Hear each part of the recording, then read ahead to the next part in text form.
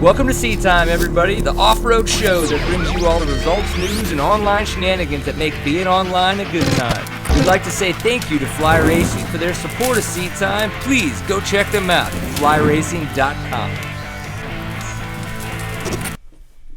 Welcome to Seat Time, everybody. Brian Pierce here, your host for this fine Tuesday evening in southern Texas. Wait, we're northern Texas. What am I doing? In the southern part of the United States. We may be in southern Texas if the storm keeps coming. I know, it's going to be interesting. The Gulf of Mexico. We're gonna float our way down there, take a little swim. So Seat Time brought to you by the fine folks over at Fly Racing. If you guys don't know who Fly Racing is, please go check them out. Dad has one of his fine new shirts on.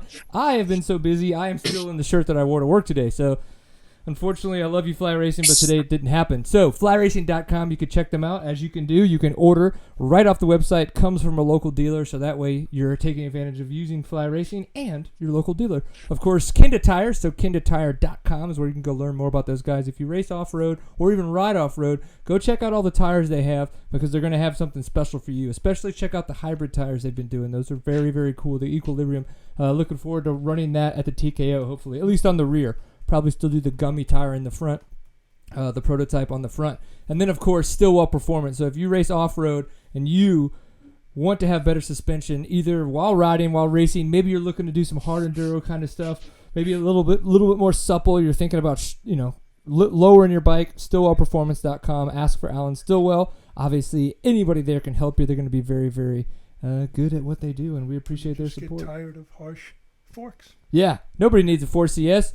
Talk to Alan Stillwell, stillwellperformance.com. So we're going to go straight into it because we were running just a tad late this fine evening. Don't want to keep our guests waiting that much longer. So as I was going through, I'm like, we haven't had certain people on in a long time. And so I kind of tried to go through that. And I'm like, Charlie Mullins. Charlie Mullins is somebody we have to check in with. I know he's got to be a little down on his luck or feeling like he could be down. He needs to be on Seat Time and be pepped up a little bit from some awesomeness that we could bring to him. So we have to ask, Mr. Charlie Mullins, how is your evening going, kind sir? It's been going good. Just typical evening. Put the kids down and just now hanging out. Not much really going on tonight. Right. So hold your wrist up. Where are those casts? Just on the left side still? Yeah, just left. Okay. Well, man. Yeah, go ahead. Week, so looking good. Yeah, so I mean, it's been an interesting roller coaster for someone like myself, and it seems like fans of the Charlie Mullins clan in the off-road world, excited when it was about, maybe about half a month or a month ago, you're back on the bike, couple pictures taken, and then all of a sudden, bam, you got another kid going, that's awesome, and then, I just had my 6th surgery, and we're like, whoa, what happened there? So kind of, I know you've talked a little bit about some of your Instagram posts, but kind of take us through a little bit of this past year for you and how you've had to deal with this, and then all of a sudden, why are you having this 6th surgery and things of that nature? Yeah, it's been an up and down year to say the least, but obviously I got hurt back last May and did both my wrists and started riding. What would have been August, and started racing October, then did 6 days, and come to find out at Crawfordsville, I re-broke my scaphoid and I broke the screw. So when I got back from 6 days, I met with a specialist in Charlotte, and basically it was just with the screw being broke and the scaphoid re-breaking, it was just, a big mess. And he ended up doing surgery on it. He got the screw out, and he actually put 2 screws in, a bone graft and some bone putty to, give it the best chance of healing. And while I was having that done, my right wrist, it still wasn't right. It was the lunate bone was dislocating every time. Like I'd twist my wrist back and it'd get locked out sometimes. So, I pulled the trigger in November, the week of Thanksgiving, to have them both operated on, and hoping there'd be a chance, to start in March. And obviously that didn't work out. The fusion, actually, my right wrist that I had fused, I was out of the cast beginning of January and was rehabbing it. But the big holdup was my scaphoid, and just, we waited 6 months. I had it done in November, waited till pretty much the end of April. And my last appointment, he he said it was healed enough where, he gave me the go ahead, and that's when I started riding. But he said there was still a gap where it wasn't fully healed over. So, I think that first picture I posted was, I believe, the second time I rode. And I only rode a handful of times after that, but each time I was riding, it just was getting worse. And the last time I rode, I couldn't even pull in the clutch. It it hurt too bad. And, it was unfortunate. I kind of lost 6 months, but, we gave it a try. And, in the end, I actually had to have it partially fused, like my right wrist. So that's kind of where I'm at now. I have, like I said, just one more week in the cast, and hopefully just rehab it a little bit, and hopefully it won't be as bad as my right wrist, just because being double cast, it sucked. Yeah, no, I I can only imagine. It's like when I've been sitting on the couch, either from my shoulder or laying in bed with my ankle and all that kinds of stuff, like that sucked in itself. But then you're like double wristed. I mean, like literally, that you could probably barely even type. Like you're like, yeah, it was a rough couple months. I mean, it was pretty miserable. But Well, then in the meantime, what have you been doing to stay in shape? I mean, what kinds of exercises, cardiovascular and others, have you been able to do? I like that. just running. There for a while, I got my scaphoid cast. I had no cast on beginning of March, so I started bicycling and just trying to build up the endurance of my wrist. And I felt good mountain biking and road biking and just the basic stuff, just trying to stay fit. But right now, I'm just trying to do stretching, core, and just running is about all I'm doing right now. Right. One of the things I was wondering is some context that we could put to this, and I only bring up Stuart Baylor because I think he's the most recent in the limelight person that we've kind of talked to that have had the scaphoid stuff going on, or scaphoid, if you say it the Mullins East Coast way. But I think he had. Was there any difference between the fusion that you've done versus what you think that he had done to his wrist, or did his heal properly? I'm trying to remember, and some reason I think that he had something removed, but then I'm like, how could you have something removed? So. Yeah, basically, I actually talked to him. I guess where he broke his, they took. I broke mine right by my radius. I broke just a little bit, like 10% of the bone off. Like the worst, slowest healing spot you could possibly break it. And if basically what Stu had done, they took the top half of his bone out because it was broke kind of right in the middle. Right.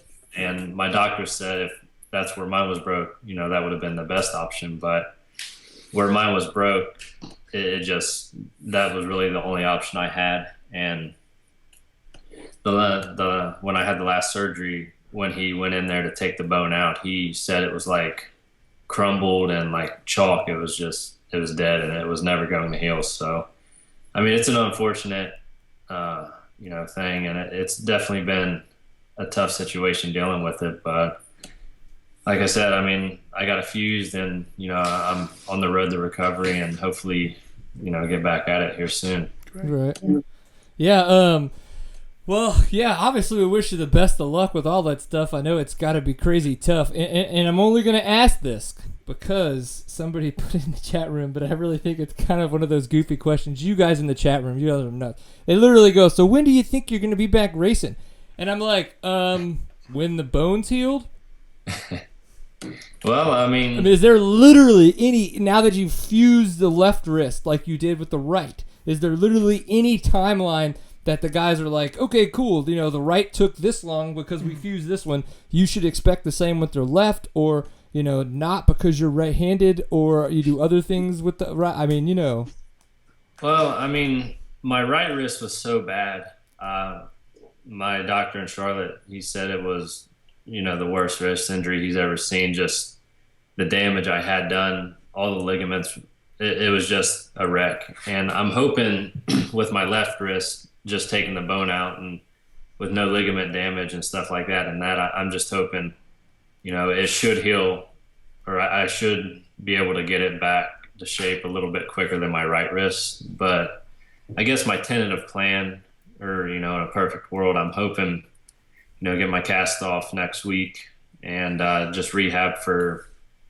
a good month or so, then, hopefully start easing in the riding, August, and hopefully get back into my program starting beginning of September. And as far as racing goes this year, just talking to KTM and Auntie, it just really doesn't make sense. So right. My main focus is just spend September to March, just, 100% focused, just getting ready for 16. And, if I feel like everything's kind of clicking, I might do the full gas enduro in November, just because it's close to my house and stuff like that. So as far as any national enduros and GNCCs, unfortunately, it bums me out. I'm not going to be able to make any this year, though. Yeah, and I think that's totally understandable, and I think you're making the right call to like kind of mentally just put that out, to not even try to say, all right, I got to make one of these races just to be there.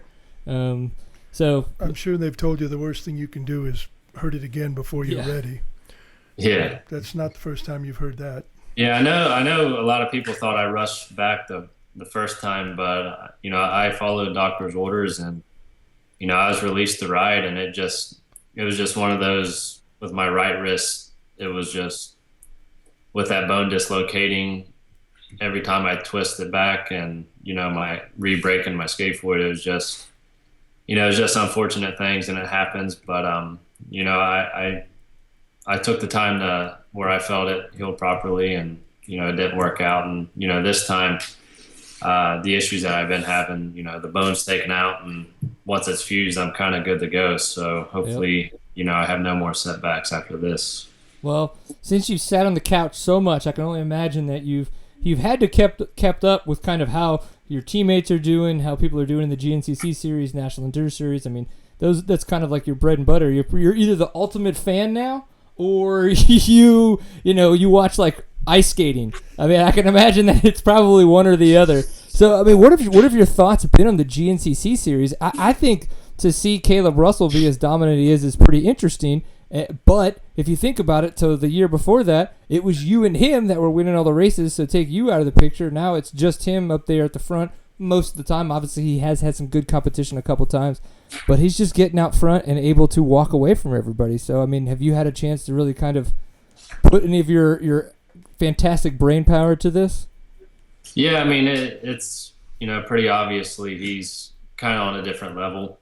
But I went to Florida and watched that one, and he's got a good race plan, and he sticks to what he plans to do, and he's pretty good at it. I mean, Florida, he was out I think 45 seconds the first lap I seen him come by, and it's kind of tough to make up that time when somebody like that just gets out front, and you really can't let him out of your sight. But he's definitely got it figured out, and even in the enduros, he's kind of got it figured out. So he's having a good year, but hopefully I can kind of get back to where I was before all this happened, and give him a run next year. Heck yeah. And then the National Enduros, he was the bridesmaid for so long, and then he finally gets a win 2 times ago, and then now he's got 2 in a row this past weekend in Wyoming. Obviously, he's got the points lead. He's pretty much had it almost the entire time. Do we think that Caleb Russell has it figured out? Like when we had him on the show before he got that first one, which I do think that most people win after they come on seat time. So don't worry. Next thing you do, Charlie, you're totally going to win at it. So it's going to be awesome. So I mean, like now he's got that win. He knows what it feels like. He's got that confidence. And I did realize that he said we're going to head back east, and so they're going to get a little bit tighter. And he mentioned that that's kind of his it could be his kryptonite. Heading out east a little bit where it gets a tad bit tighter. So what are your thoughts? Anything there on how he's doing in the enduros, or how the East Coast could affect him a little bit more? He's a good rider, and he'll adapt, and he's obviously on the new factory edition bike, and I think he's gelling with it pretty good. And I don't really expect any different for the next upcoming rounds. The one in Michigan's pretty tight, but I think the one in Pennsylvania is not too bad. So I think he'll be okay. It's just, I guess, how he approaches it. But, hopefully, some other guys can give him a run. But he's kind of got that one figured out, too. I agree. Slovakia could be tight. I don't know. You've done quite a few ISDEs. I've obviously never ridden one. I've just kind of paid attention to them. How are they laid out typically? Would they ever have a tight section like we might have over here in the States, or are they all typically pretty open, regardless of a tree, rocky, hilly, dusty terrain? Well, I mean, the one in Germany, I would say, was probably the most similar to what we've done, and even then, I wouldn't classify it. I mean, you could drive a car kind of through the whole thing. I think that's just how they race over there. As far as trying to squeeze through 30-inch space between two trees, it's really not going to happen over there. Their extreme tests are more just rocks and just more difficult, not so much tight, and it's just totally different over there. Just a lot faster pace, I think. Yeah, that'd be interesting. I wonder how that would go over, if he would even kind of pass the FIM regulations. If say they came to the States again and the club that was kind of putting it on, put in something that is maybe was too tight. Or I wonder if there are even regulations on that they have to be X wide. I'm sure you've ridden at Zinc, and the times I rode there, Zinc wasn't really that tight, but you had some absolutely ridiculous rocky climbs that when they were wet, I mean, you just that's exactly what twist it and Jordan and spray. Coop said when they came back from that race. Twist it and pray. Yeah. That you make it over these rocks without your back wheel becoming your front, and you're going back down the other way. I mean, it was horrible. Yeah, well, I'm sure that Charlie's dealt with quite a lot of that on the East Coast, especially when you start heading up north. Those wet rocks can definitely kick you in the butt. It looks like we've got both Kudlas in the chat room. That's kind of freaking me out. At least now, if I say one of their names, I'm going to get one of them right this time. Eric or Ryan. It's like, yes, they're both there. I like it. So before we let you go, 2016s. Obviously, you've ridden them. Well, you haven't ridden them, but you've been watching people ride them, because I think you were at the dealer show up there. I saw you taking some pictures with your phone. Were you just stealing people's pictures, or were you actually up there? No, I went up, and it was a over-the-top event, as always KTM does. They go above and beyond, and it was pretty neat to see the launch and be a part of it. And they did a pretty cool thing Monday night where they introduced all the racers to the dealers, and after that, we just kind of got to talk to the dealers and just kind of mingle. And it was actually a really nice event. And, I was bummed I didn't get to ride on Tuesday. They had the track prepped and all them bikes. It was painful to watch, but, I'll get back soon enough. And, I can't wait to get on the new bike and try it out. Yeah, buddy. Yeah, buddy. Last thing. The new edition. How crazy, awesome, horribly amazing is it to now have a second child in the family? And I don't mean like a dog. I mean an actual second baby. I mean, it's cool. It's we got the one 2 years old, and he's a wild man, just nonstop from the moment he wakes up to when he goes to bed. But it's actually been a lot smoother than what I thought. I wouldn't say it's been difficult. It's just been, readjusting your life and just, there's somebody else you got to take care of now. So, my wife's been doing a good job at it, and, we've just been, doing our best trying to raise them, and, we've been having a lot of fun with it. Nice. And so we got Coop. Cooper's the first one. What's the second little dude's name? Daxton, but call him Dax. Dax? There was a lead singer from a band, Acid Bath, and this, yeah, sure, they were a black metal crust band, but still, the kid's still going to turn out fine. But the lead singer's name was Dax, and he was awesome. He could sing, and it was fantastic. So, I mean, for me, that's a great name. So I'm totally in. Yeah, I mean, I had no input. I mean, my wife came up with it. I like it. It's just kind of, I liked it, but I wasn't sold on it. Then he actually came early, 2 weeks early, and we really didn't have any other names, so we just said, we'll just name him that. And, glad we did. It fits him now, so. What's his middle name? We're happy with the name. Yeah, well, so what did you say his middle name was? James. Daxton James? Yeah. I like it. Daxton James. Dax James. I'm trying to see if there's something there, but I'm pretty sure the kids are, if it's your kid, they're probably going to be afraid of him.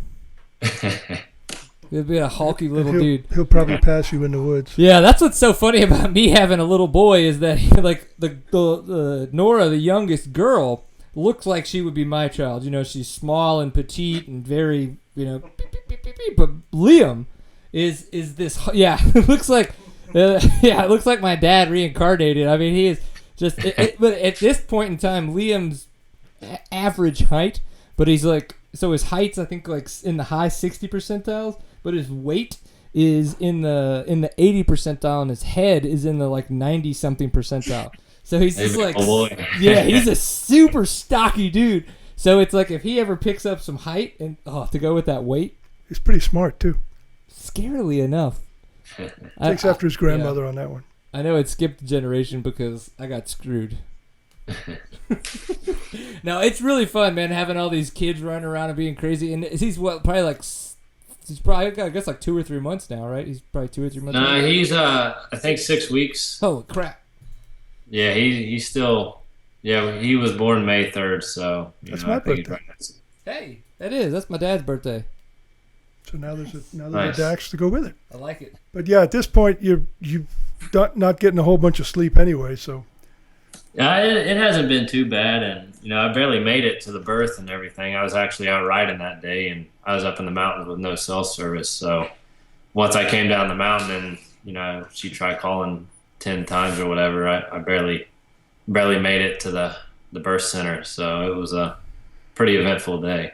I like it. A lot of people wouldn't believe that this is true, but Charlie Mullins and I have had actually quite a lot of conversations about raising children, the way that our wives have decided to go to birth centers to have their children, the way that our wives nurse babies. Yes, that has to do with their boobies. You got to get over it.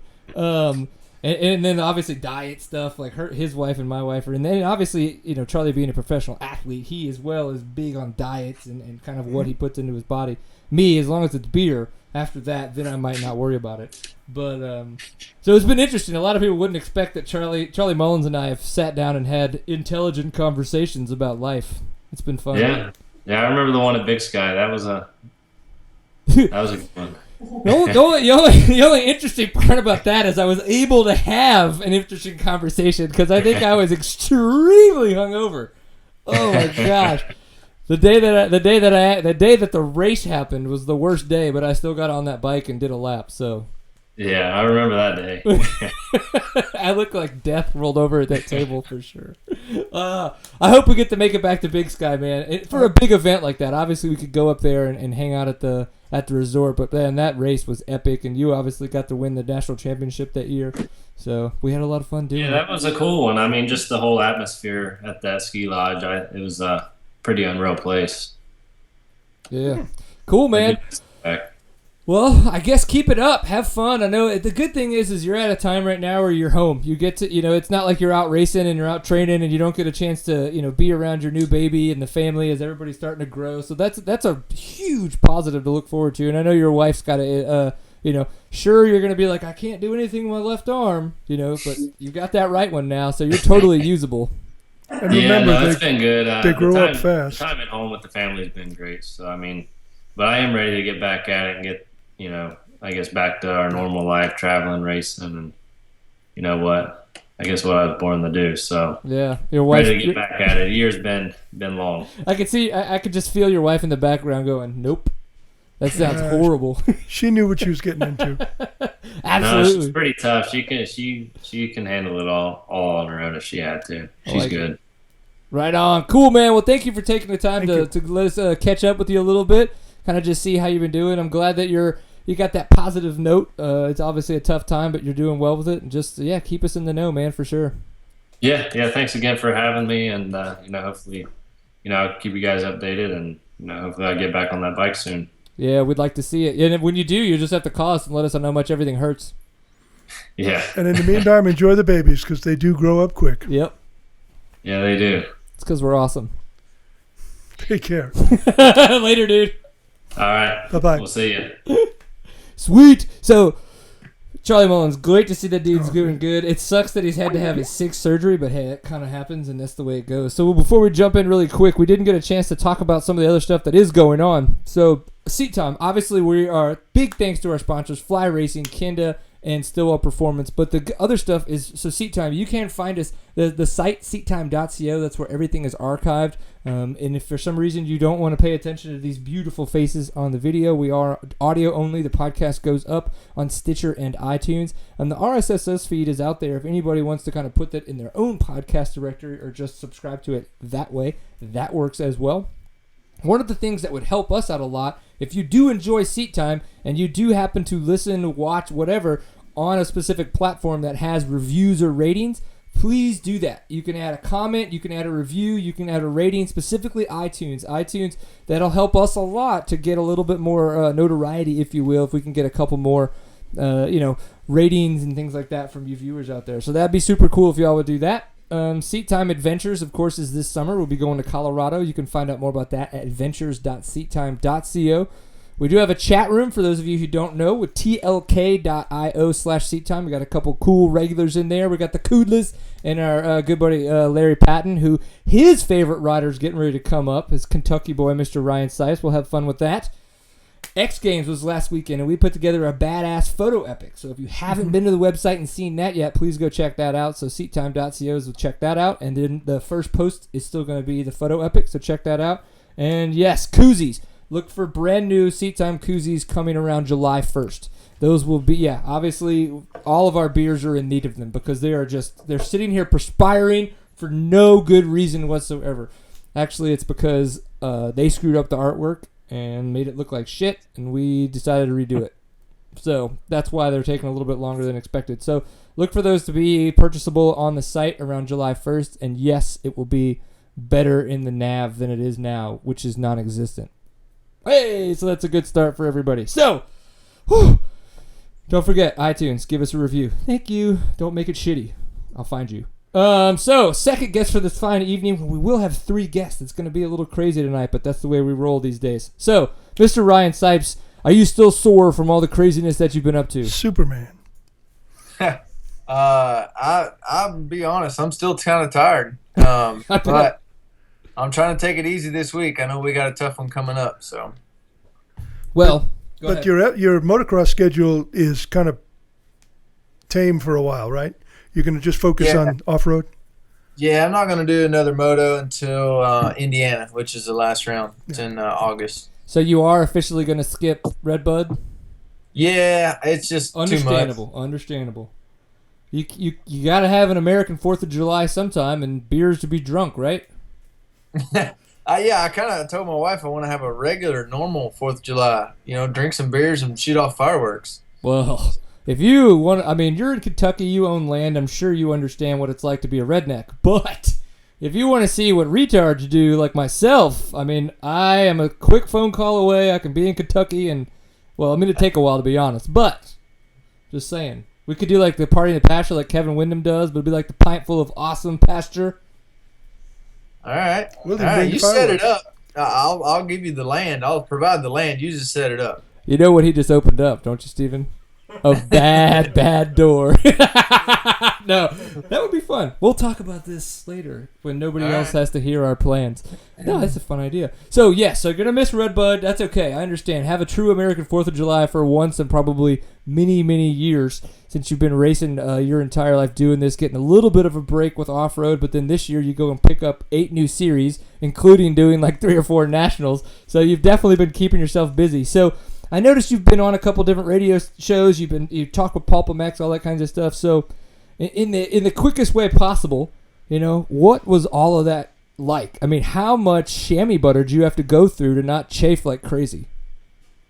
It was it was gnarly for sure. I think the whole weekend I was kind of running on adrenaline because after the race on Sunday, obviously Sunday was pretty tough and just cramps and the whole thing, and then the last lap I ran my fastest lap of the day and wasn't cramping, and just because I was in second, I got second after the second part of the doubleheader, and it was like, man, I'm just feel awesome and just running on adrenaline. I stayed up half the night, driving home. We didn't get home till like 5 a.m. and couldn't go to sleep then, and it hit me though about Tuesday. I'm like, holy cow, like I'm just beat. And then all week I didn't really do much, and then went there to High Point this weekend, and I was like, I'm still beat. I still just don't feel good. Even riding today, it's just like, man, I wish I had more energy. It'd be a lot cooler if I did. But trying to keep it a little bit tame this week, so I feel good for this weekend. Yeah, don't start practicing for July 4th yet. No, I don't want to be tired for snowshoe. That might be a good thing.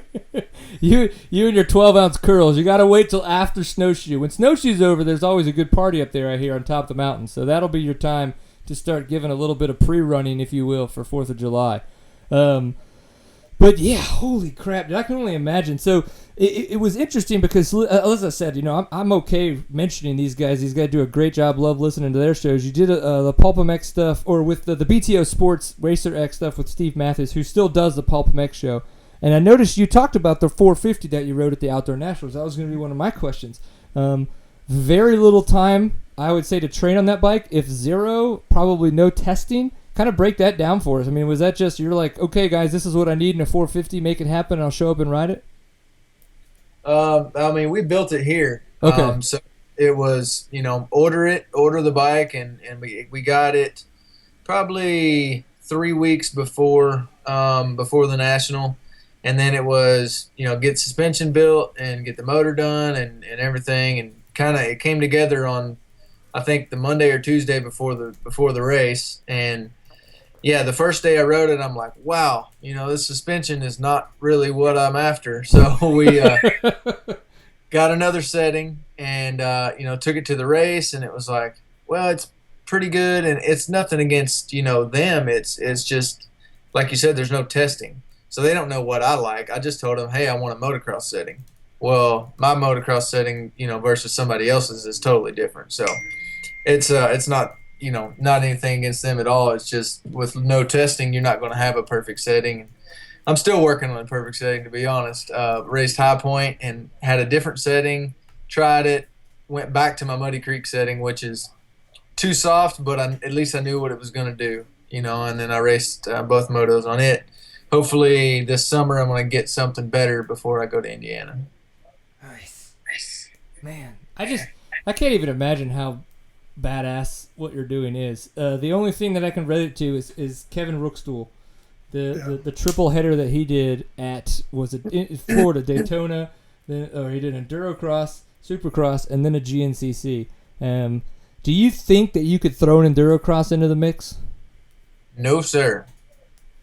I don't think I know I'll never do a moto and GNCC again. It was just you've checked it off the list. Yeah, it went too well for me to try it again and not go well. You know what I mean? Bucket. So it's like I did it. I pulled it off. Never gonna do it again. But no, I don't. That Endurocross just looks gnarly. Like, I've had a hard enough time adapting to the woods. I don't know how that adaptation to motor or Endurocross would be. I think it'd be pretty tough. Yeah. What would be kind of cool, though? It's southern Tennessee, so it's probably still pretty far from you. The TKO, what is that, August 16th, 17th, or is it in the 20s? It's in the middle of August. So it's going to be hot, humid, totally miserable. You should, if nothing else, come and hang out with us, because I'll be there. Obviously not racing in the professional aspect of it, but in the amateur side I will be. Racing just because, why not? Who doesn't like beating themselves up? But it'd be fun because that way people get to hang out, get some autographs from Ryan Sipes, see you at one of the hard enduros out there. Just a thought. Yeah, we've talked about it. It just depends. Like you kind of said a while ago, I've done a lot of racing this year, and I don't really get paid extra to go to that race. So it's like, but you get paid in hanging out with me time. Well, that's true. That's true. So we'll see. I know Taylor Robert. He called the other day. He said he's going. Maybe he's driving there. I'm not sure, but he said he's gonna stop in here for a day or two on the way. So, and maybe he'll talk me into it. Who knows? Yeah. No. And Taylor Robert was the one. I don't know if Taylor Robert's the one that talked Caleb Russell into doing the TKO last year, but they had been riding together a lot, and Caleb Russell had been out at Taylor Roberts' house practicing bat flips and riding his trials bike and all that kinds of stuff. So, with saying that, be careful. If Taylor Roberts says he's going to come stop at your house on the way to a hard enduro, I would immediately put away all your ramps, hide your trials bikes, anything that he might try to backflip and then try to talk you into it, I probably would just make sure that looks like it's put away, because it could get weird. I've ridden quite a bit with Taylor. I know now I haven't ridden with him since he's got on this backflip kick, but all the hard enduro, whatever, the extreme stuff, he's taken me on a lot of his tracks, and I have a good time doing it. But riding it for fun and racing is two totally different things. So, like I said, I like to practice on it. It's kind of fun, and me and him used to try to outdo each other, I guess you'd say. You know, I'm gonna climb that hill. Well, if you do it, I'm gonna do it. That kind of thing. Yep. But I don't know. We'll see. We've always kind of talked about doing TKO, but it looks gnarly, man. Looks pretty tough. It is, and there's really no way around it. And it seems like every year it seems to rain somehow in the middle of the main. So not only was it hot and humid before, then you made like water into the mix, so it gets more humid and then steamy. And you definitely can't wear goggles because, you know, at that point you're perspiring enough to look like you'd be a snowman. It's pretty interesting. I'm gonna be glad that I'm not racing on Sunday. I say all that doesn't sound like very much fun. You're talking me out of it right now. Well, that's okay. Hopefully, I'm just talking you into drinking a couple beers with me there. That'd be easier. Yeah, but the challenge, you know. Heck, if you can do everything you've done on a weekend. That's true. Don't talk yourself out of being a badass. Maybe next year. Maybe I'll do that next year. Maybe I'll just have one a year. I just wanted to get gnarly with it. So I was going to ask my dad about this. My dad's definitely the old motocrosser. You know, when I came around and we started riding together, it was when he was more in the woods, if you will. So that's kind of like why I'm as passionate about the woods and as knowledgeable about the woods as I am. So I was going to ask Dad, your perspective, if you saw that Ryan Sipes had gotten 11th overall at Tennessee and then a 13th overall the following weekend at High Point, just in general, would you have any opinions about that? Would you have thought that Ryan Sipes, the racer, had a good weekend of racing motocross? Absolutely. Mm-hmm. Because there were, 29 people behind you the first time, and you just jumped back into it. But question I wanted to ask is if you wanted to do motocross full time, what would be your training program? You showed tremendous potential again. I was really rooting for you at the same time. Go Woods Rider. And I always thought motocross, when I went from motocross to enduros, of course we're talking the 70s and 80s now, that the speed I carried in motocross helped me in the woods go faster because I knew how to carry speed. And that helped me as a woods racer. But if you were to make the switch and take motocross more seriously, what would it take? Because you've definitely got the skills. Well, thank you. Well, it would take, moving, to ride for a team, I think that would definitely be, I'm not going to go do it on my own because it's too hard to do and be really competitive. I can go do one or two a year and, finish where I do. But first of all, I had to be on a team, and to be on a team, I had to move to California. And, training would change a little bit. It'd be a little more high-intensity stuff. I feel like I didn't realize I had, but I've lost a lot of that, like, anaerobic or high heart rate training that I used to do that I don't do anymore because there's none of that in GNCC. We don't really have heart rates through the roof. It's kind of a steady, 160 or something, where maybe moto's like 190 or 180 or but so I'd had to jump back onto that. I definitely think I could still do it, but the whole reason I quit doing it so I can be home with my family. So it was kind of, but like a lot of people are saying, why do you keep doing it? But it's like, I still can, I can still go out there and run decent. When I can't run up that high or, top 20 anymore, I won't do it anymore. But if I can still go out there and, be sort of competitive and safe, I'm gonna keep doing it, Like Mike Brown, who we had on last week or 2 weeks ago. How many years did he race just to keep his number? Yeah, and then now he's like, what is he, 43, 42 years old? Just won an X Games gold medal. That's going to be our Ryan Sipes. Not that you're going to like turn 40 randomly next year. You know, we're the same age. We still got a couple more year, but. But to do that, that's amazing. The fortitude, the initiative to do that. I'm in awe of what you did for 2 weeks. Yeah. Well, thank you. It's pretty damn impressive. Do you still run your flex bars? I do not. Okay, I didn't know if that had made it into your 2015 program or not.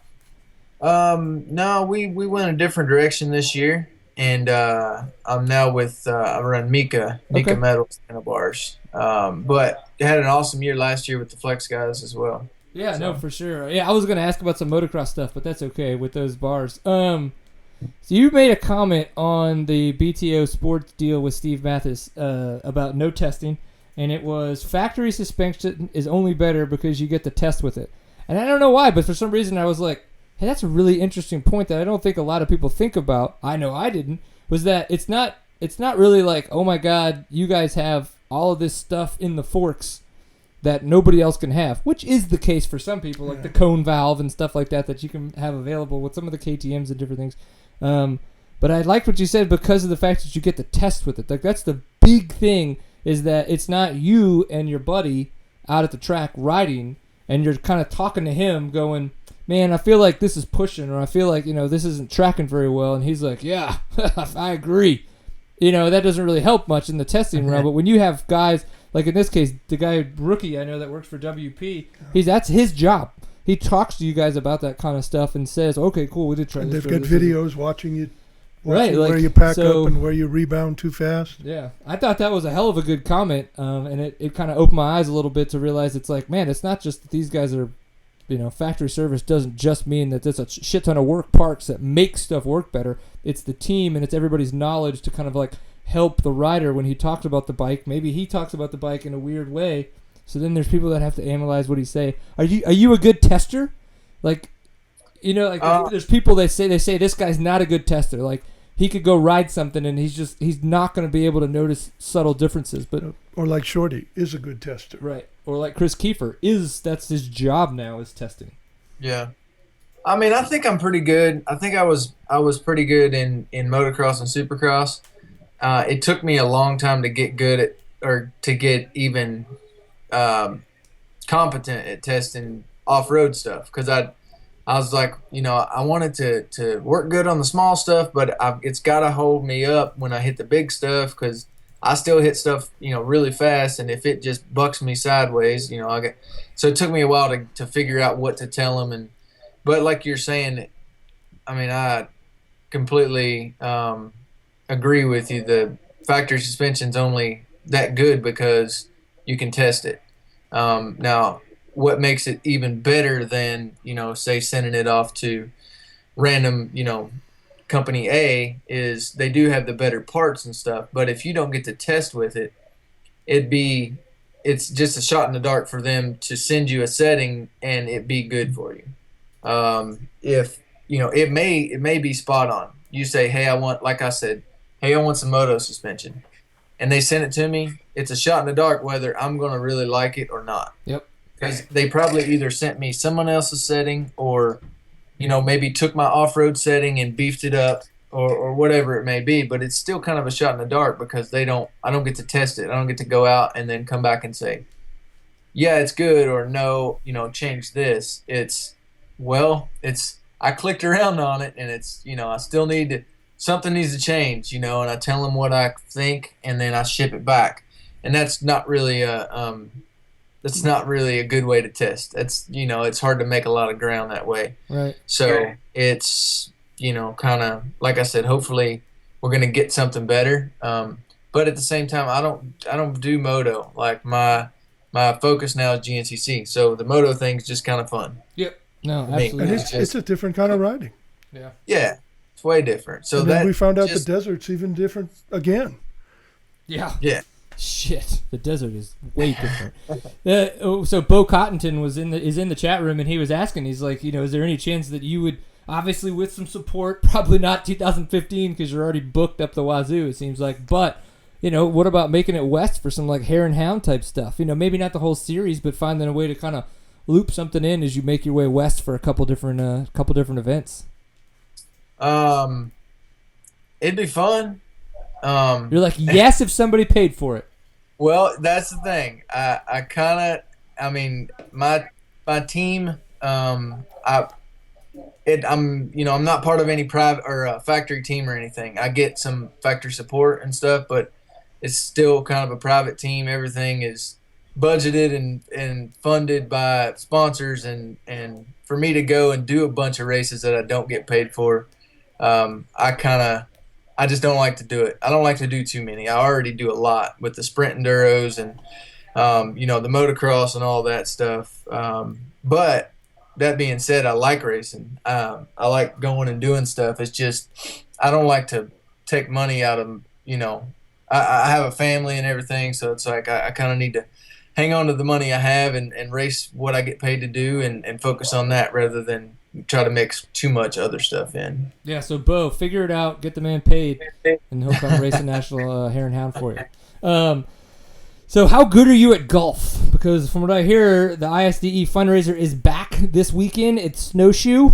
And I wanted to know, are you going to be playing? Are you good? Should we expect another W from you? Are you going to have a doubleheader where you're going to go out and kick butt in the golf and then kick butt at the GNCC?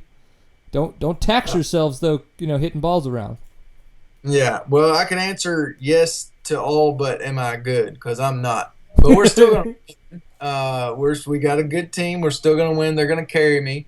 And then, hopefully we get the win on Sunday, too. Like it. Wear a glove. The blisters you get are different.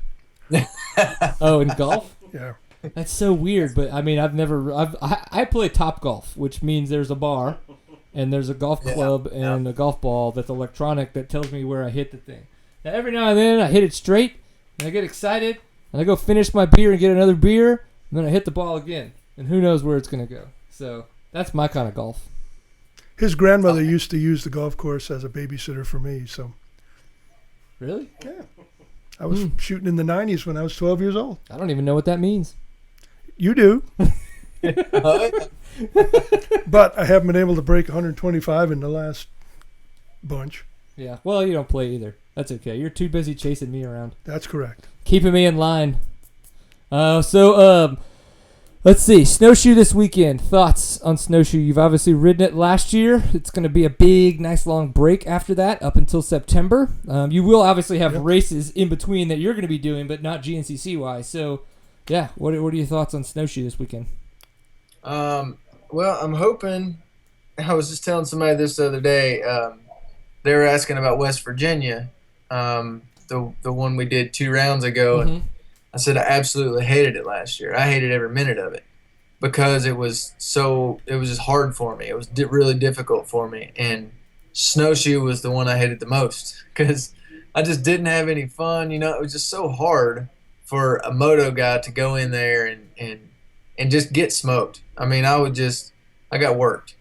People in the XC2 class were passing me. So hopefully this year West Virginia was way better. I got second. And I rode well. So hopefully, snowshoe is the same thing, and my skills have improved, I guess. And I know my bike's better. My whole program's better. So hopefully, I get up there and I don't struggle with it quite as much as I did last year because that wasn't fun. I don't want you to struggle either.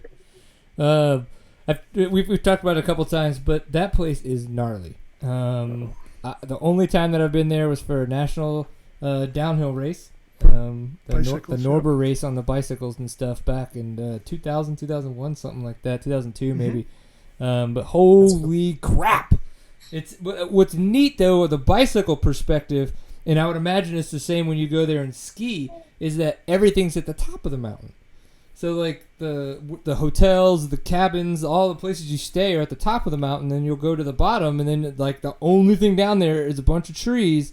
And then one lift, like whichever way you wind up going, and you're like, that's how you get back up. And so it was really, really weird and peculiar that way. But I'd imagine on the motorcycles, it really doesn't, you don't notice that as much because you're just riding like kind of 2 loops, right? Like one loop on one side and one loop on the other. Yeah. We don't, I mean, it's kind of full speed ahead. As soon as you take off, you're just kind of trying to find, see what's coming up next. And for me, I'm getting better at it, but the off-road thing, like, maybe after the race, people are like, hey, you remember that one hill over by, mile marker 3? Or they'll point, we'll be sitting maybe on Pro Row, and they'll say, that one section over there, and I'm like, no, I don't know. I don't know. That used to aggravate the stuffing out of me. Yeah, I don't know how people do that either, man. Holy shit. I got friends that'll go to a track, like mountain biking wise, they would go drive us to a trail once, and we'd have to use directions. And after that, they got it. They know how to get to the trail. They could drive there, and then they could ride the whole trail, and they remember all the turns. And I'm like, how do you do that? I don't get it. Same thing. I don't get it. Yeah, I couldn't do it. I'm not smart enough. So, last thing I wanted to ask you about was something interesting that I saw was the Rockstar Organic Energy Drink. So, if you can't tell, yes, I do troll all of your social networks to find out information. So tell me a little bit about this drink. This kind of intrigues me. It's Organic Rockstar. But okay. Well, here, and okay. This isn't a knock on anybody in the whole organic world, but there's really no, I guess you could say, regulations on using the word organic, and if they are, they might be loose. So I'm kind of just like I like to drink, and I don't have a preference because I'm not sponsored by any of them, but I like to drink like the Monster Energy teas, I think. The rehabs. The rehabs. I just like those. They're just light and do refreshing, no carbonation, blah, blah, blah. And I was looking at that, and I was like, oh, that could be cool too.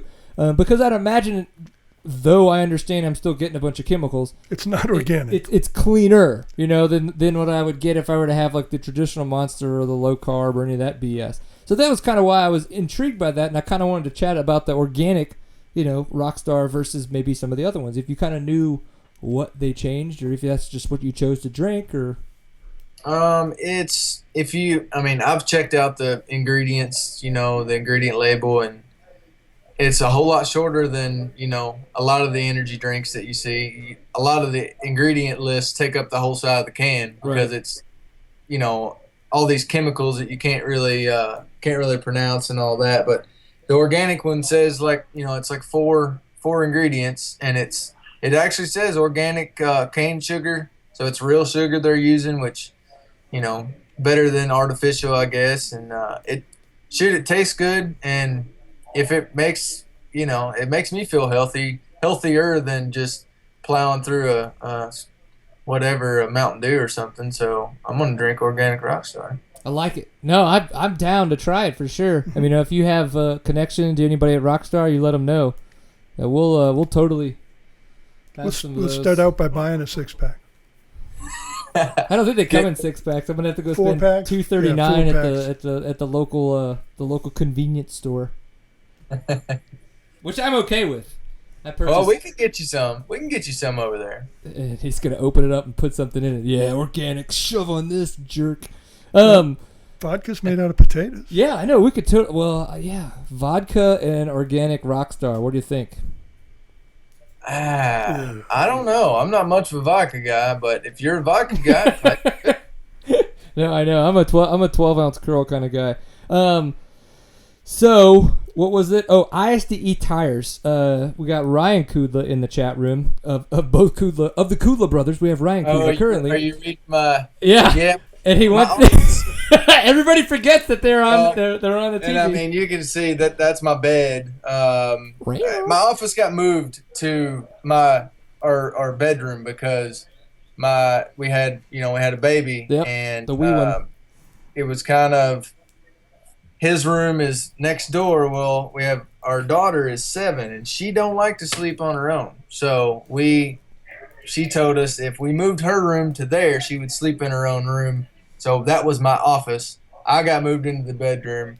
Anyway, kind of a pointless story. She still doesn't sleep in her own room. But you're wondering about this, right? Yep.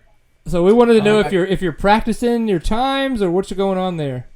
Yeah, I got to do all that stuff. So I got to get them ordered because the tires are different that we run at 6 days, and I got to practice changing them. Got to practice riding on them because they're way different than what you race here in the U.S. on. And so I wouldn't be very good to go over there without any practice on them. Just like sometimes it's tough to race motocross having never ridden the bike with new suspension. Yep. Yep, you're right. I'm putting 2 and 2 together here, Mr. Ryan Sipes. You're making me smarter as we go along. Too bad I'm drinking beer and I won't remember any of it. Sorry, Dad. You haven't. I'll remember it for you. You haven't failed. I've just let you down. I'll remember it for you. And Steve's got it on the website, so we can always go back and listen to Ryan's We archive advice. it for a reason. So, okay, let's talk about this, Ryan. We need people to give us some reviews on iTunes, right? Like for our show, kind of things like that. So if you were to give a review for Seat Time on iTunes, you're like, man, this podcast is blah, blah, blah, blah, blah. What would you say about it? Spur of the moment. I'd say it's awesome because they drink beer while they talk, and the end. No, I'd say it's exclamation cool. point, exclamation point, exclamation point. Hey, it's cool. You do a Skype thing rather than just listening to it. You can sit there and kind of watch the guy and see what he has in his bedroom and what it's on his to-do list, and that's way better than just listening to the radio, right? I agree. The other side of that, and we talk about this has come up a couple times. Nathan Canny's, I can't remember honestly if it was girlfriend, wife, and that's my bad, but. So he was in his bedroom, kind of like you are. Just think if you had a mirror directly behind you at a 45-degree angle. Well, let's call it girlfriend was changing on the other side of the room. No way. And all of a sudden, I'm like, he's in the middle of talking, and she walks in behind him and just walks over there to the other side of the bed, and you could tell she's about to start changing. And I'm just like, what do I do? And I was just totally interrupted. And I was like, I don't mean to be a jerk, but you need to tell her that we could see her changing, and you just hear, "Ah!" Like, oh my gosh. It's live. That's awesome. It was that's where I was like, man, people just like you just don't think about it sometimes, and not in a good or bad way. It just kind of spaces you. Yeah, so it's like you're like, cool. I'm gonna sit down. I'm gonna Skype with Brian for Seat Time. Blah blah blah. And you don't realize that you might be like, order more lube. No, and like people are like, whoa. Yeah. But what we do get to see, and you said it, and to everybody out there, what does he have on his left-hand side? He's getting ready. He's got his to-do list. What do I have to do with my tires, my suspension? It's right there. Some of it's in red, some of it's in green. I mean, we can all take a lesson from that. Yeah, I don't write nothing down. You don't. That's a lie. You're right. I know. That's what this notebook's for. Me and Google Drive have become ridiculously good friends. I That's use how my do number 2 notes. software. Get it? Nope. Number 2 Yeah, soft. your pencil. Mm. Yeah. And I have a board like that I sometimes use, but not that actively. Well, I got a million different colors because my daughter comes in here and takes my dry erase markers so she can draw on her board. So then I found a random one, whichever one I could find, and there it goes. But it's up there. May not be color coded, okay, but it's up there. Yeah, It's up there. I like it. It's up there. Ooh, excuse me, kind sir. Well, cool. Good job being a badass. I am just over the moon for you because what you did proves that there's so many people out there that have tried to say that motocrossers can't really race or would kick ass in off-road, and that off-roaders can't race motocross, and you have completely blown that out of the water because it was way tougher than you thought it was going to be when you came over and started racing some of the GNCCs. It's just different. But now that you've started to become a top 3 GNCC racer and doing really well at other events that you've put yourself into, you go back and you do probably just a hair bit worse than you would have done before. You would have been maybe top, you would have been in the top 5 every now and again, but you were a 5 to 10 kind of guy before that, and then now you're just barely out of there. I think that a lot of people are probably going to be noticing that there's not that big a difference in how talented the racers and riders are between the two disciplines. It's just that it's very different. And so congrats. I'm glad that we're able to kind of put that out there. And so's the testing. That's why I doubt that you'll ever see top 3 motocross guys as the top 3 off-road guys. Not anymore. It's too specialized now. Back in the 60s and 70s, you could have done that, but not anymore. Like Malcolm Smith. Or Roger Foster. Yeah. Yeah, I think you got to spend so much time kind of on one thing. If you race moto and you want to win moto races, that's all you do is ride moto. Yep. And then off-road, it's kind of the same thing. Mm-hmm. You ride a little bit of moto, but you ride off-road and you ride technical stuff. And so if you're not focusing on, moto, you can't expect to go out there and be great at it. But I think, like you said, Brian, talent is talent on 2 wheels, and I think any of the guys, the off-road guys, if they put enough focus into it, could probably be pretty good on a moto track. And moto guys, if they put enough focus into it, they could be pretty good in off-road. It's just, like you said, it's way different, and it's not an overnight thing. And I don't think you can just jump in and be awesome, I think. But all those guys could do it. Yeah. Well, then, since you just said that what I said sounded intelligent, we'll end it there. Nobody's brain cells need to blow up. Then we'll say thank you very much for being on the show. Congratulations on having so much fun with your family growing. I know it's awesome. I've been there. I had the vasectomy, and I'm ready to continue to watch the ones that I have put out there in the world grow and foster. Lots of info here. It's awesome. It's great. It's a good time. Yeah, you just call me if you ever need any advice. Because strangely enough, I'm at the third kid mark, so it's you just really have to rely on your wife when you're the one that's doing all the working in the sense of telling me making that money. I should have done that before you were born. What? Relied on the wife? No, What? the V word. Vasectomy? No. I had I'm that kidding. after all the kids, man. That's because you want kids, but you just at some point got to say no to more kids, but yes to more sex.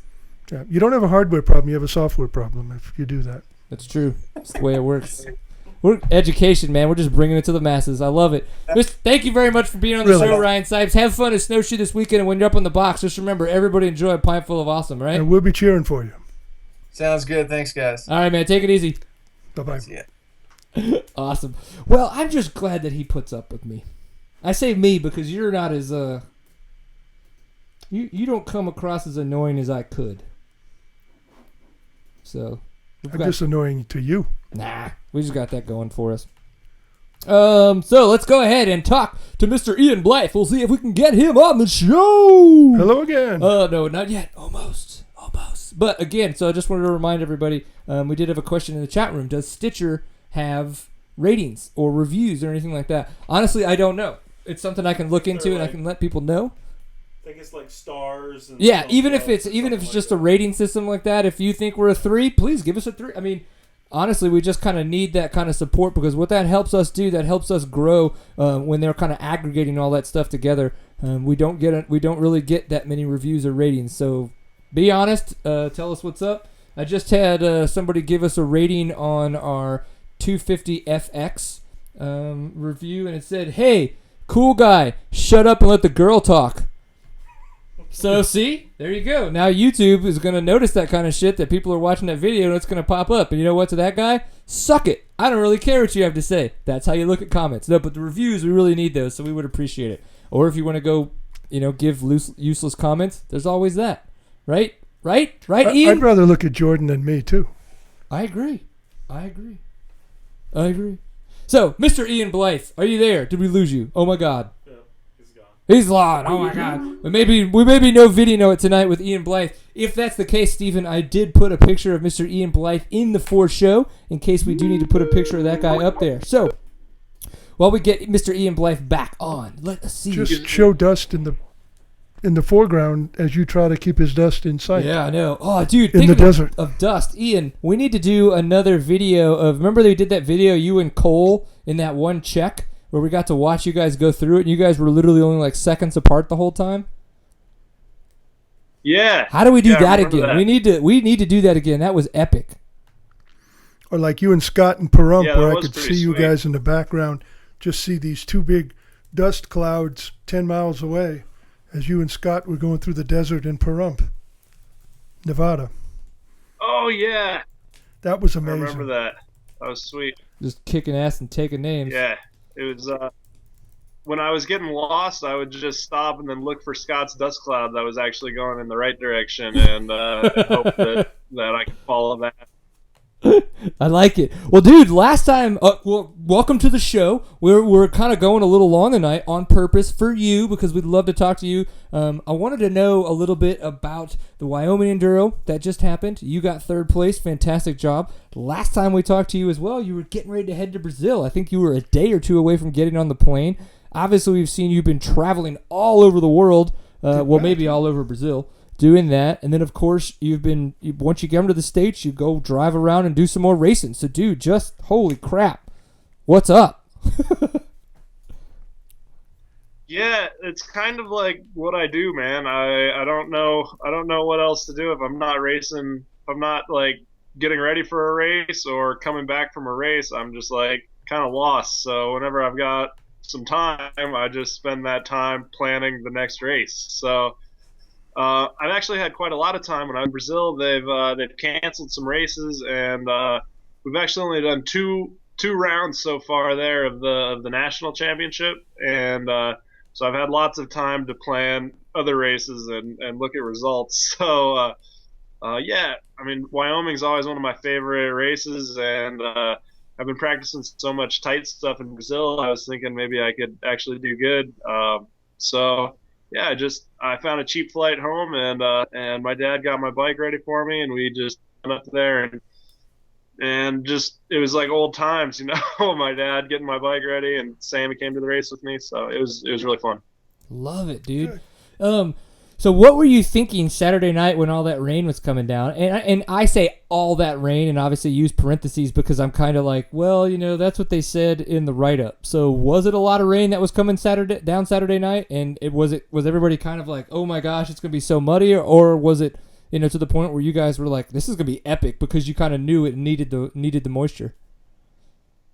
You know, after the fact, it was like great that there was rain, and there was actually dust on the trail by the end of the day. But my perspective has changed a little bit because the Brazilian races are always muddy, as far as I can tell. All the races I've done so far have been muddy, right? And that's like muddy, like you're walking the track and it's like over your ankles of standing water before the race even starts. So I wasn't too worried about it. I was a little worried that they might cancel because it's on national forest, and sometimes they're touchy about it.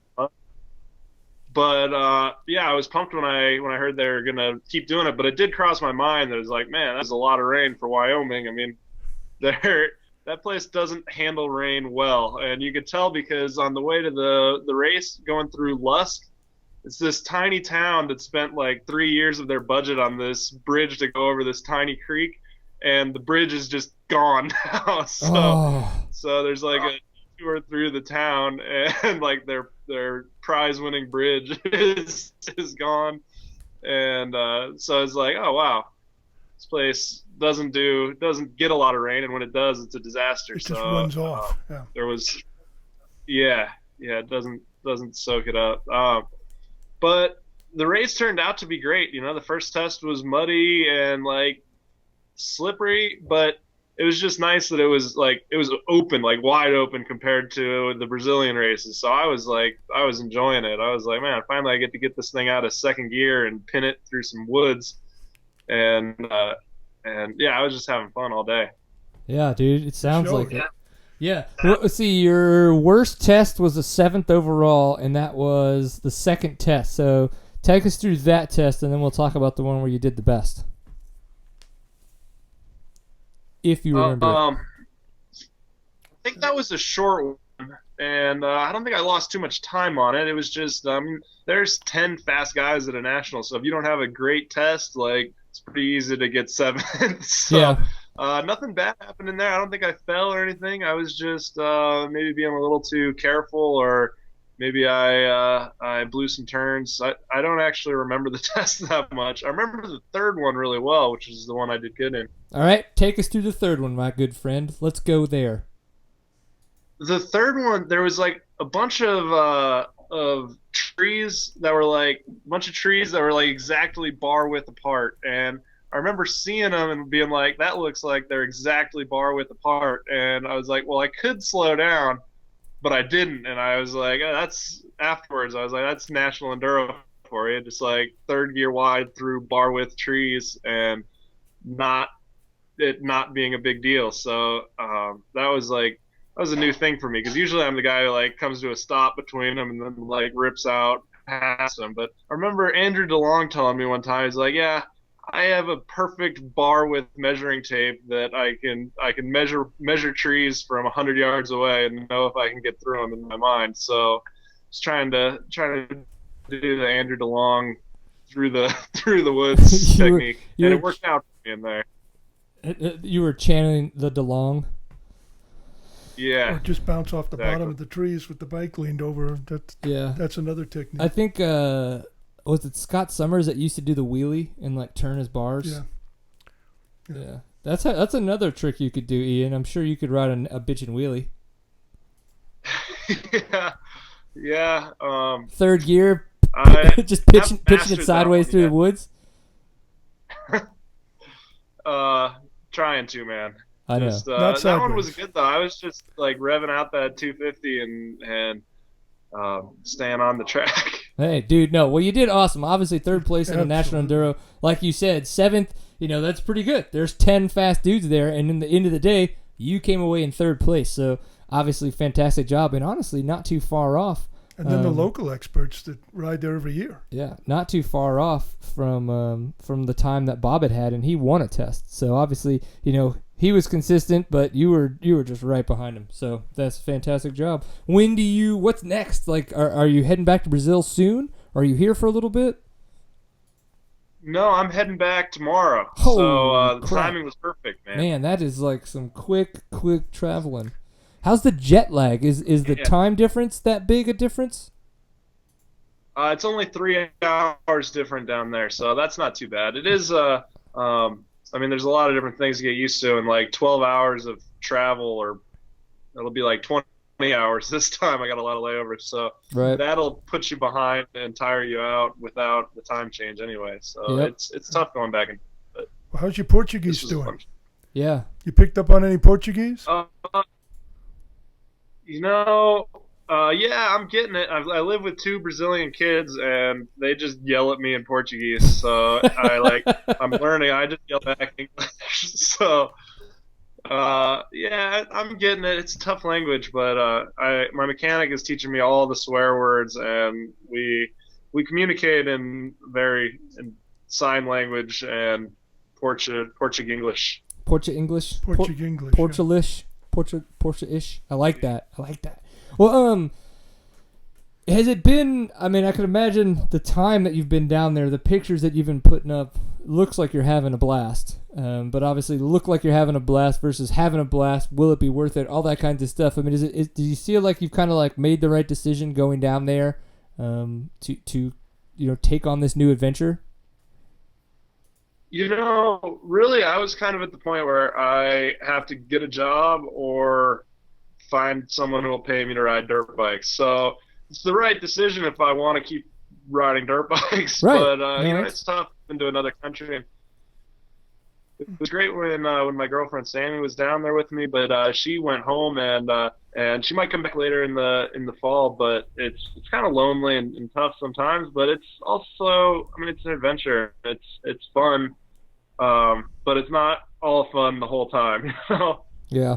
No, and that's the thing. It's like a lot of people think that I'm crazy with all the stuff that I do, but it's like when I can bring the family, man, that's what makes it all the more fun. Yeah, sure, it's crazy, it's nuts and stuff like that, but it's all about, the year from now, the 2 years from now, or the 10 years from now, the stories and the memories and the adventures that we've been through, are going to really help define, a lot more of who we are then later in life. You want somebody to share it with. Yeah. No sense having it all to yourself. I know. So next time when I'm in Colorado and you're up there and there's a fire with beer, we're gonna have some pretty bitchin' stories to share. That's for sure, man. Are you gonna be in Colorado in July, or are you gonna be in Brazil for a while now? They actually canceled the next. The next race is in 2 weeks, but the race after that, the one that was for July, got canceled. So trying to figure out a way to come back for July. I just need some cool races so that I can get my boss to excuse me from the country and let me come back and do some races here. So the plan is to try to come back in July and do some more races. I just don't know which ones yet. Well, I was going to say, we're going to be riding in Colorado with our Seat Time Adventures. July 22nd to the 26th. So if you do happen to make it back, make sure that you let us know and come ride with us. All right, man. I will. I was planning on doing some trail riding with Jeremy Schoening at some point in time. He's been trying to get me to come up to the single track shack for a while now. Yeah, that's his little place that he's been working on.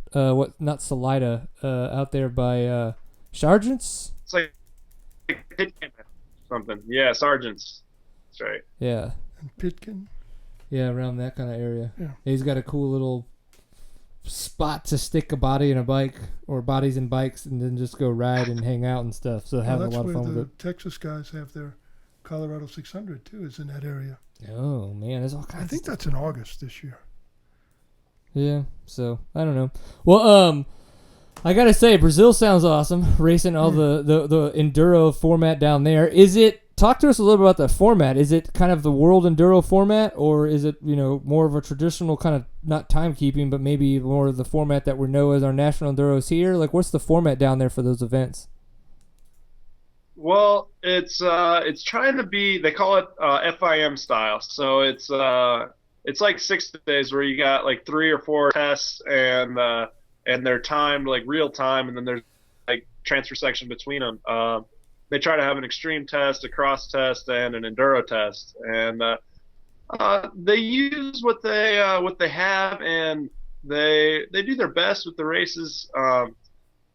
So it kind of frustrates me. The cross tests are like really tight. They've got all this land to do, like a huge like awesome grass track, and we'll ride around like in second gear, like really really slow. And the enduro tests are good. But it's like real tight single track. So it's making me better at national enduro, obviously, but it wasn't really my strength. I've always been really good at like the cross tests and like grass track stuff. So I'm having to learn and get good at the tight, slimy rainforest racing. Right. Well, it sounds like it works if you're starting to kind of mentally be able to pin it third through what is pretty damn tight trees. So are they utilizing your skills to help some of the other riders come up and develop enduro riding down there? Is that part of the program that has you down there? Because I remember there were some motocross guys that went down there to, I think it was Argentina, Wyman Putty and some other guys who went down there and did in South America for motocross what the Europeans did for us in the late 60s, early 70s. Is that kind of part of what you're doing down there now, is to help develop enduro riding in South America?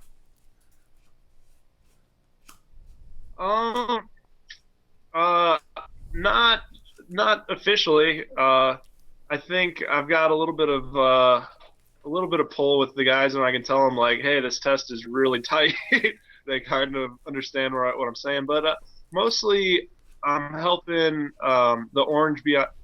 It's Orange BH, but I'm so used to calling it Orange BH because that's what you call it in Portuguese. But helping that team, it's a new team this year, and it's got a bunch of really good guys, and my teammates are really good. But teaching the teammates, how to practice and how to really train the way we do here, because Brazil. They've got no shortage of talent. They've got just kids everywhere who can just ride like wheelies and circles just around the park on their bicycles and stuff. No shortage of that. Just a little bit of a shortage of like organization and planning and training. So I think I've been most helpful to the team just in that way. Just helping the team like prepare for the races and bring parts and my teammates. Do motos at the track and take times and make it kind of a job, not just going out and riding our dirt bikes for fun, which is what we do, what it turns into anyway. But being a little more analytical about it is how I think I'm helping them. Yeah. Well, and that's good because Brazil is kind of like the new India, if you will. There's money down there now, and that could be a great market for a KTM or anybody that's willing to pay their dues. if they can get the market to exist, like Edison Dye and the guys did in the late '60s here, they're just a golden opportunity in an emerging country like that, where there's now plenty of money for Brazilians to ride KTMs, I guess. Here is an idea for you. With the World Cup that they had last year, they have all of those old stadiums. Not old, all those new stadiums that are probably sitting there desolate. You need to help them put races on in those, like quote unquote hard enduro, like kind of like up and down and through those old stadiums, or through those new old stadiums. Just Brazilian Supercross. But I'm not sure. Yeah. Come on, Ian. You're a crafty guy. I've been talking to I don't know if you guys know Antonio Balbi, but he's a Supercross guy from Brazil who was racing in America for a few years and qualifying for nationals and some Supercross mains. But he lives in Belo Horizonte, where close to where I live. I've gone practicing with him a few times, and actually they do a similar sort of thing with their motocross series there. They're almost Supercross tracks, and they just build the track like one off for each race. They haven't gotten to the point where they're having them in their stadiums yet, but they do just put them like in the middle of town. There'll be like a soccer field and and just like it'll be like the middle of the town, and they'll just cart in a bunch of dirt and like build some triples right there. And they're pretty sweet races because they're just like, there's tons of people. It's free to get in, and it's like a carnival, man. They've got like food trucks and all that stuff. Carnival. But the thing with Brazilians is they really just want to see you crash, is my experience. So really the market's got to be in super enduro and like enduro cross. Right. Because they just hope for people to crash, and that's what like keeps everyone going. They don't even like the guy who wins. They just want the guy who has the biggest crash. Those guys. Like NASCAR fans. Maybe. Ooh, burn. Right on, dude. Well, so rally, is that something? I know you've got a job. You're in Brazil, racing in Brazil. That's where your boss is, and that's where the job is. But as a rally, have you kind of, is that not in the cards this year, or is that something you're still trying to work on for next year, or are you going to be able to make a couple this year? How's that working out in your plans? It's in the cards. We just got to make it happen. We were talking about doing the Dos Certos rally, which is in August, but it's not really working out. Rally is just a big budget, high commitment sort of thing. So yeah, that one's not happening. But we're talking about maybe the Baja rally. I was talking to Dave Peckham yesterday. They just got back from Sardinia doing the rally over there with Scott Bright and Ned Cease. And the team did pretty well, and they've got some good sponsors. So Dakar is definitely still on the table for Scott Bright. I think he's pretty well committed to doing it. And I'm kind of, I'd say I'm 50-50. Like the truck, the Rally Management Services truck is going, but I've still got a $40,000 entry fee or whatever it is for me to get in there. So right. Yeah, we're talking about it, but I'd say Baja Rally is more likely, and I'm getting excited for it. Well, as far as Dakar, you qualified last year. Of course, you just weren't able to make it. Does the qualification carry on for X number of years, or do you have to requalify every year? Well, the qualifying's not really the hard part. Last year, I won a free entry fee, which is huge, but we didn't have the logistics to make it happen, to get my bike and me there and a team. So it's kind of like last year I had the entry and the team wasn't there, and this year the team's there and we don't have an entry. So someday I'll get there. I'm not in too big of a hurry, but it's I'd love to do it. It'd be a sweet adventure for sure. I agree, man. Yeah, Dad keeps going. He's like, "You sure you don't want to do the Baja Rally again this year?" And it's like, man, it's not that I don't want to do it. It's just that it's time, effort, money, like all that commitment and stuff like that. It's tough. It was fun last year, and I would love a chance to. I think I'd do it on the 350 this year. I put a big tank on it, or bigger, not as big as Piggy. and then just rock the rally universal kit that we have and have fun with it, like we did last year, but hopefully try to finish. But yeah, no, it's a fun event. So if you're thinking of doing Baja Rally, don't think, you're like, oh, well, I'm going to do the Baja Rally. Like, it was fun. I really enjoyed it. So, and they're still learning. They're growing. They're having fun with it too. So it was the third year this year. Of course, one of the reasons his dad is pestering him is his dad just bought a Toyota TRD Pro 4-wheel drive Raptor wannabe. So yeah, nice. He wants to go rally that shit in Baja. So what he's going to do is go break a fucking A-arm while we're in there and have no real chase vehicle, and then we're going to be up shit creek because I'll probably blow up another bike. He's going to blow out an A-arm because he's going to try to rally that thing. He's not. Oh, Jesus. That's what's going to happen. Hey, if I can do it with a motorhome, right? I don't want to see you go down there with something you think you could actually handle speed at. I was passing people with the motorhome. I know, but still it's scary as shit. Right. But that's why his dad's pestering him. He wants to exercise his Raptor wannabe. But hey, there's no such thing as a Raptor wannabe if they don't sell Raptors anymore. Yep, 2016, 2017, no more Raptors. You'll get one though eventually. Well, shit, yeah, dude. Raptors, dude. What? Yeah, Ford's not going to release them for 15 or 16. They're just going to, I think the first year they're going to have them back is 17. But there's plenty of kits available. Man, I want one in Brazil. That's like the total place for the Raptor because all the dirt roads are like eroded and beat to shit, and the regular roads are full of speed bumps. You got like speed bumps for days. So I want a vehicle I can take the speed bumps to like 65 and like mob curbs. So I fantasize about how I would drive if I wasn't in like a little Volkswagen Ute and in a Raptor.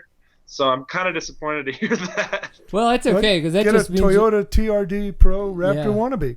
They're like what, $14,000 less? Yeah. For the entry. And they don't have all the foo-foos. They don't have the moonroof and the heated seats and all of that. It's okay. More good shit to get dirty. Well, cool, man. Well, travel safe on your way back to Brazil. Have fun down there racing. Definitely remember, enjoy a pint full of awesome when you're on the podium, and just keep us in touch how you're doing so we can get you back on the show when you're in the States and chat more awesome. Yeah, and I don't Sounds good, man. Thanks I don't for know how to having me do on. this in Portuguese, so I'll say it in English. Good luck. Thanks, man. It's boa sorte. All right, dude. Just remember, you'll figure out the tight shit eventually, and if not, just pop a wheelie and turn the wheel. All right. Scott Summers. Thanks, guys. Yeah. Later, dude. Later. Sweet. So, Mr. Ian Blythe having fun down there in Brazil, obviously doing really well at the Wyoming National Enduro this past weekend. That's awesome. Yeah. We've been doing this for about an hour and a half. We're going to wrap it up for you guys. So before I do that, just remember, this is Seat Time. You can find us at seattime.co. That is the website. We are on the Facebook, facebook.com/seattime. We're on Twitter. It's at seattime_co. And we're on Instagram. It's just regular old at seattime. A couple cool things. Remember that the photo epic from X Games is on the website, so check that out. Koozies will be out around July 1st. They'll be purchasable on the website. Reviews, add comments. So if you're watching on YouTube or if you're finding us on Stitcher or iTunes and there's a chance to add a star, pop in a little bit of a review, please do it. Be honest, but then that's fine. Just we'd love to see it. And Yamaha with their YZ250X. So they put out a off-road 250 two-stroke for next year. It looks like it's probably going to be fairly similar to the 250s that we've seen. They might have new graphics and some new plastics, but there's going to be an off-road version to that. So I think that's really cool. It's neat to see one of the Japanese manufacturers figuring out that what KTM has done has really helped them become a strong brand in the market with the WR250 before it was a 4-stroke. Yep. So cool to see all that. So thank you guys very much for tuning in. We will be live again next Tuesday. I got to figure out the exact date, but we're going to take a break for July 4th, so it'll probably be the Tuesday after. But yeah, we'll let you guys know. We'll have some more riders on next Tuesday. Thank you, sir, for coming in. And don't we have a few spots left for Colorado? Yeah, Seat Time Adventures. You guys want to check it out? Adventures.seattime.co is a way to check that out. If you ever want to see if you're faster than this guy, here's your chance. Well, it's not that hard. Don't worry. I'll drink faster than you will, so that's okay. I'm all right with that. Definitely. Thank you guys for tuning in. Steven, thanks for being you, and we'll see you guys next week. Always enjoy a pint full of awesome. Peace. Now it's time.